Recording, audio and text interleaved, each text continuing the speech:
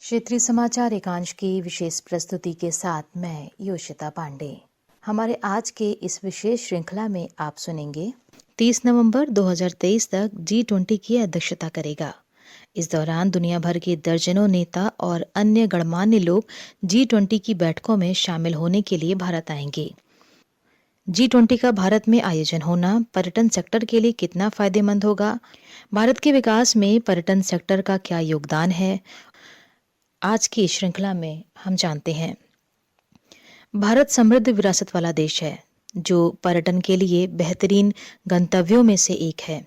यहाँ बर्फ से ढकी हिमालय की चोटियों से लेकर दक्षिण के उष्णकटिबंधीय वर्षा वनों तक फैले दर्शनीय स्थल हैं, जिसमें लंबी समुद्री तटरेखा, गर्म, ठंडे और सफेद नमक वाले विशाल रेगिस्तान, घने वन, उच्च पर्वतीय तृणभूमि और झीलें, निर्मल घाट और सबसे बड़ा बाघ अभ्यारण्य शामिल है। भारत अपने स्मारकों और भवनों के लिए जाना जाता है जो देश के विभिन्न युगों की उत्कृष्ट वास्तुकला और भव्यता को दर्शाते हैं। पर्यटन भारत में विदेशी मुद्रा का एक महत्वपूर्ण स्रोत है। वित्त वर्ष 2020 में भारत में पर्यटन क्षेत्र में 39 मिलियन नौकरियां थीं, जो देश के कुल रोजगार का 8% था। 2029 तक इस क्षेत्र में लगभग 53 मिलियन नौकरियां होने की उम्मीद है। विश्व यात्रा और पर्यटन दिवस WTTC के अनुसार 2019 में GDP में यात्रा और पर्यटन के कुल योगदान के मामले में भारत 185 देशों में 10वें स्थान पर था। भारत सरकार लगातार पर्यटन क्षेत्र को बढ़ावा देने के उद्देश्य से कार्य कर रही है। यही कारण है कि इस बार बजट में पर्यटन मंत्रालय के लिए 2400 करोड़ रुपए की अतिरिक्त राशि निर्धारित की गई है।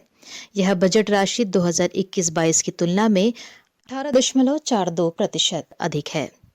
G20 से पर्यटन को भी मिलेगा बढ़ावा। वसुधैव कुटुंबकम, one earth, one family, one future की अपनी G20 प्रेसिडेंसी थीम से प्रेरणा लेते हुए भारत के 56 शहरों में 215 बैठकें होंगी। अलग अलग शहरों में बैठक आयोजित करने का एक मकसद बड़े और विविधता वाले देश भारत की अमूल्य संस्कृति और धरोहर से विश्व को अवगत कराना है।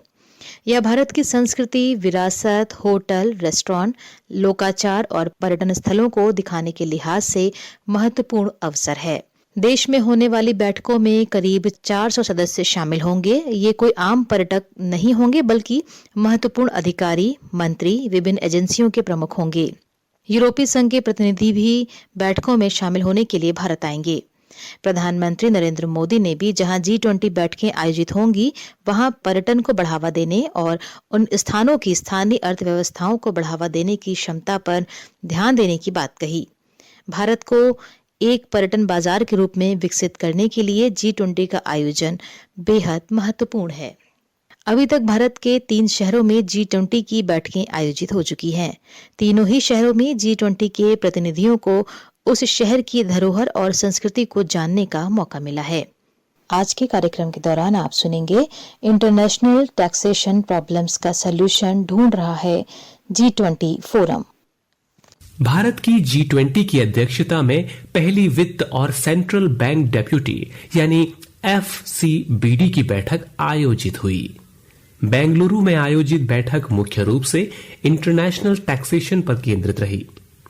जैसा कि भारत डिजिटल इंडिया की सफलताओं पर ध्यान केंद्रित करके $1 ट्रिलियन की अर्थव्यवस्था बनने की राह पर अग्रसर है, ये बैठक इंटरनेशनल टैक्सेशन डोमेन में चुनौतियों को समझने और उनका समाधान करने के लिए बहुत ही उपयुक्त है।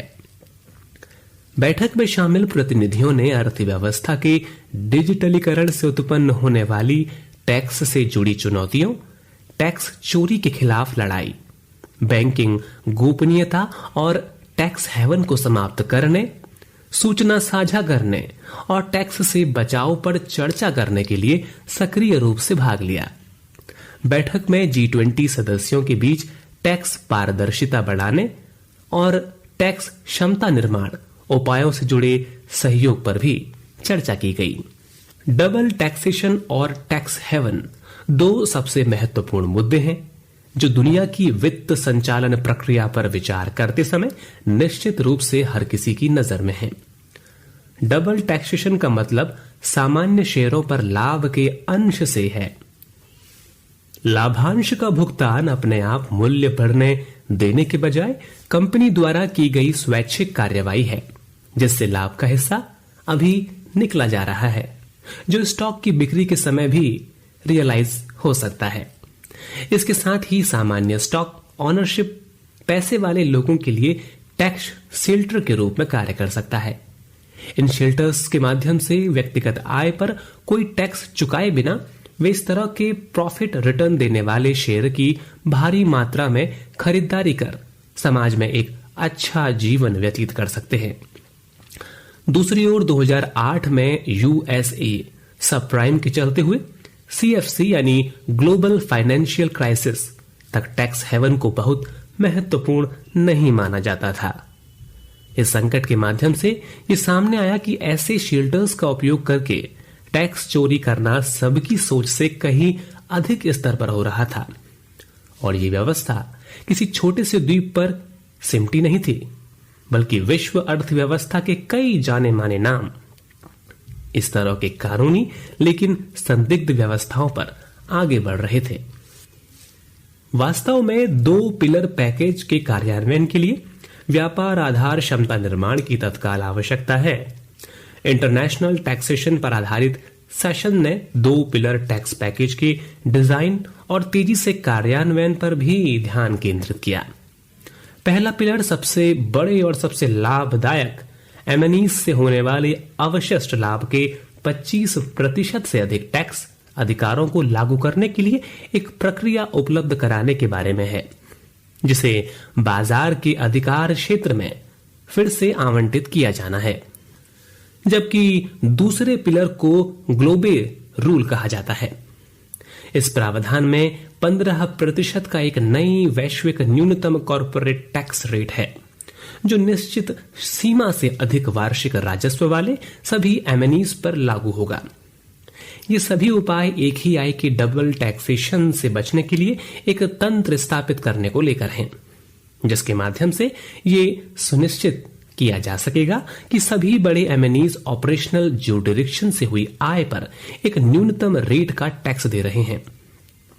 दूसरे पिलर में new subject to tax rule यानी STTR को शामिल किया गया है, जिसके तहत लगाए गए टैक्स की गणना ग्लोबे ETR को ध्यान में रखकर की जाती है। ये दोनों पिलर्स कनेक्टेड पार्टियों के बीच पेमेंट्स को टारगेट करने के लिए हैं, जिनका उद्देश्य बेस टैक्स पेमेंट को कम कर रेजिडेंस ज्यूरिडिक्शन में टैक्सेशन की कम रेट का लाभ उठाना है।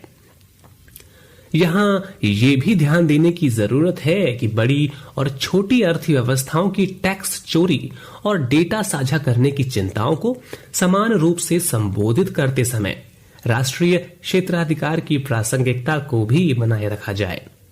दुनिया की इन महत्वपूर्ण और पेचीदा समस्याओं पर केवल G20 जैसे महत्वपूर्ण मल्टीलेटरल बॉडी द्वारा ही व्यावहारिक समाधान तैयार किया जा सकता है।